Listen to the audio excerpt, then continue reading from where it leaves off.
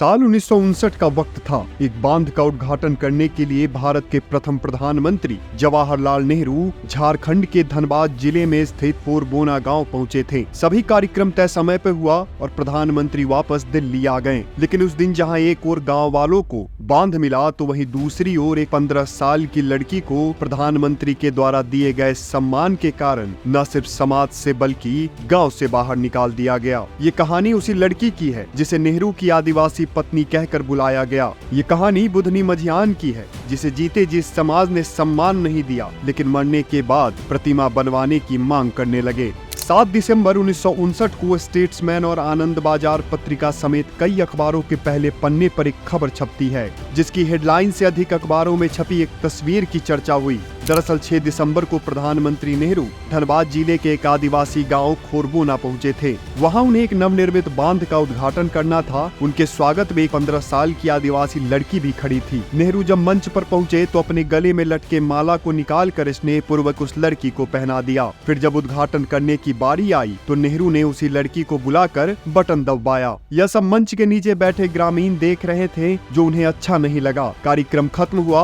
और नेहरू वापस चले गए। अगले दिन हर अखबारों में बड़ी फोटो के साथ खबर छपी। इस तस्वीर के सामने आते ही संथाली समाज की एक बड़ी पंचायत बुलाई गई और साथ ही बुलाई गई वो लड़की जिसका नाम था बुधनी मंझियान और जिसे नेहरू ने सम्मान दिया था। उस बैठक में तय किया गया कि बुधनी अब पंडित नेहरू की पत्नी बन चुकी है। बताया गया कि बुधनी ने नेहरू के स्वागत में उन्हें माला पहनाया था और आदिवासी परंपरा के मुताबिक माला वर को पहनाते हैं। इस हिसाब से वह नेहरू की पत्नी बन गई। उनका पत्नी बन जाना शायद इतना बुरा न होता। मुश्किल तो तब आई जब बात पंडित नेहरू की जाति की हुई, क्योंकि पंडित नेहरू आदिवासी नहीं थे। इसलिए गैर आदिवासी से शादी करने के आरोप लगाकर संथाली समाज ने उन्हें जाति और गांव दोनों से बाहर निकालने का फैसला सुना दिया। हालांकि बुधनी ने समझाने की कोशिश भी की कि उन्होंने नेहरू को माला नहीं पहनाई, सिर्फ हाथ मिलाया। नेहरू ने सम्मान में मिली माला उठाकर उन्हें पहना दी थी, लेकिन उनके खिलाफ लगे न तो आरोप हटे और न ही सजा बदली गई। वर्षों तक उन्हें उस बात की सजा मिली जो उन्होंने कभी किया ही नहीं। जिस समाज ने उन्हें निष्पाप होने के बाद भी सजा दी और अकेले भटकने के लिए छोड़ दिया, वही लोग आज उनके मरणोपरांत प्रतिमा लगाने की मांग कर रहे हैं। आपका क्या सोचना है कि क्या समाज को ये हक दिया जाना चाहिए कि चंद लोग किसी महिला के चरित्र का